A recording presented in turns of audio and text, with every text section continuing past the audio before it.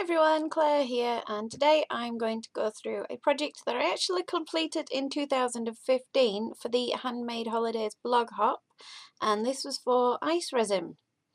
So I'm going to use an Art Mechanique hobnail bezel, it's a large circle one, some iced enamel relic copper glitter, some bling chain, and a image which is from La Blanche, and it is a rub-on transfer of all things. And it's quite old. You'll see when I'm actually creating it that it is quite old. And then of course I'm going to use ice resin.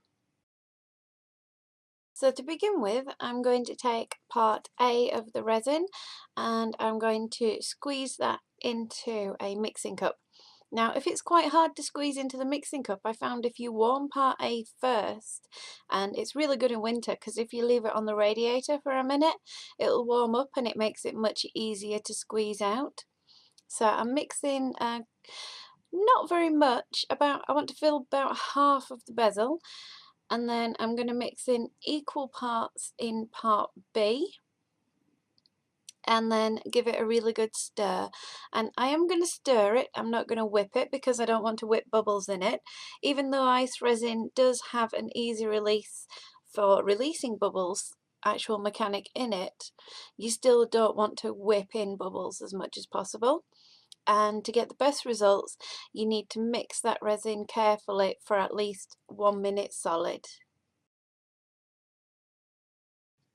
So now that's thoroughly mixed and you can see the bubbles, so what I'm going to do is put it aside for a couple of minutes, no more than 3, and just let them bubbles rise. And as you can see there, most of the bubbles have actually gone on their own. So I'm going to take the glitter, which is this gorgeous dark brown colour, absolutely stunning, and I'm going to take a little spoon and spoon some into the resin until I've got the actual depth of glitter that I want. So here I am mixing in the glitter, and I love them little spoons, they're from ice resin too, and I'm just carefully mixing it in. Again, I'm not trying to whip it and I'm not trying to put more air bubbles into the resin, so I'm just going slowly and just making sure that there's no dry bits. Okay, I'm checking the consistency now, and you can see that there is quite a lot of glitter in there, but I do want it thicker. After all, this is a Christmas holiday ornament, so I'm going to put in a couple more spoonfuls of the glitter, and it does look like I'm putting in a lot, and I really am, but like I say, it's Christmas, it's all about the bling, isn't it? So I'm going to give it a good mix, and when I'm happy, I'll pour it into my mould.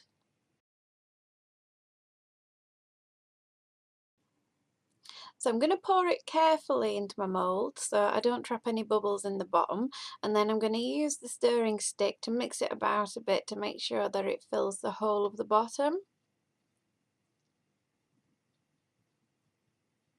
And then I'm going to top it up and put the rest in. If you have any spare resin, make sure that you have another mould handy, so then you can pour any spare off into a mould and use it later for something else. Look at that, isn't it shiny? Putting that extra glitter in was well worth it. And then I'm going to put it on top of the radiator because this was filmed in winter, and I'm going to leave it to set for a few hours. Heat does make it go off quicker, and which is what you want when you're doing this kind of project because it is a long project. So I'm taking my rub-on from La Blanche and I'm carefully trying to peel the back off. I have had these for a long time, so they are coming apart and they are losing their rub-on-ness, I suppose that's what you call it. So I finally got the back off, but the front's coming off and I was really struggling with this. I remember thinking to myself, oh my god, what am I doing?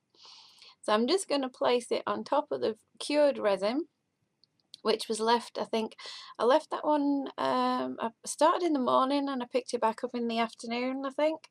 So it had been left to cure for a good 4 or 5 hours. And as you can see, the little girl's arm's fallen off, so I'm really, really struggling at this point. So I'm just going to push them down and hope that it sticks, and it does move at one point, and you can see it in the final product where the split was. It did move later on, but it was too late before I noticed, and there's nothing I can do about that. So I'm just using my finger to press it down make sure it's in place, and I'm using my nail, because I've got quite strong nails, to break off the excess so it doesn't stick up over the edge, and then I'll pull them extra bits off, as you can see here. These things are a little bit faffy sometimes, but if you have that attention to the detail and clean everything up and make everything perfect as you go in, your end result will look better. So what I need to do now is mix up some more resin. So exactly the same way, I'm going to mix up part A and then add in part B, but I'm only actually going to put in a very small amount. I just want a thin layer over the top just to protect that transfer, that rub on, while I go on to the next step, which is to make it all blingy and put the diamante chain around the edge. So you don't need to see me mixing that up, so I'm going to fast forward through and skip through most of bits because you really don't want to see that. So I've mixed up another batch of resin, and then I've left it to one side so the bubbles will come to the surface for a couple of minutes, and then I'm going to spoon it on top of the rub-on. I'm doing this and I'm spreading it about because the rub-on actually does have a depth to it, and I don't want any of the resin to get stuck in any of the little corners and the tight spaces. So I find that this is the easiest way, and I just need to have a thin layer on top just to protect the actual rub-on from the next process.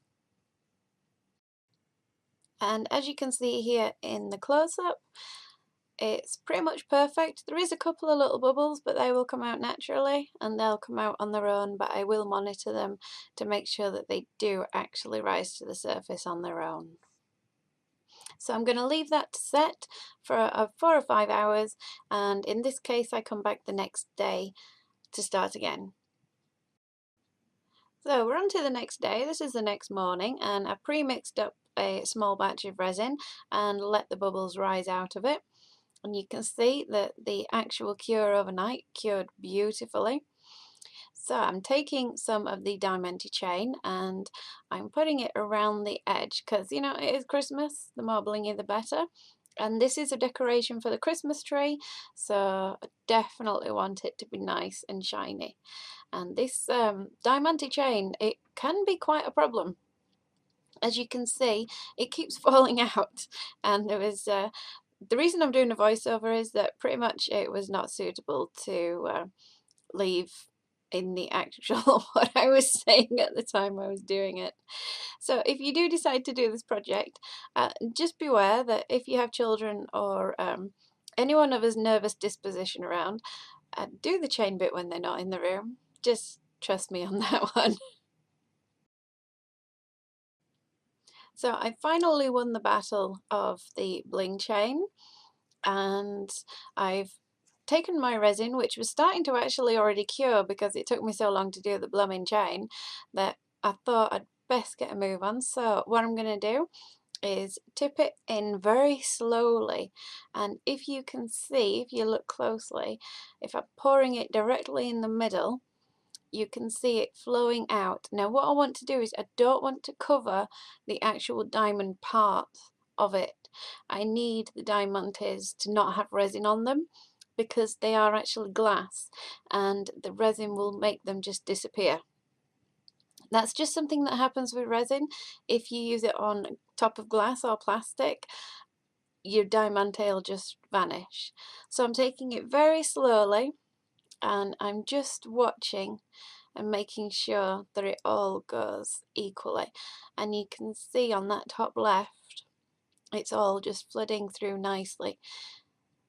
Sometimes you might need to do a little bit of manipulation and a bit of tipping about left and right and forwards and backwards, but my table has got a gentle slope on it, so it's actually really good for using resin on because the resin will just flow where you want it to be. I do have another surface where I put things on which is level, and I've done a spirit level to dry the resin because resin is like water and it will move to the flattest level. So if your surface isn't level, you'll have a angle on your resin.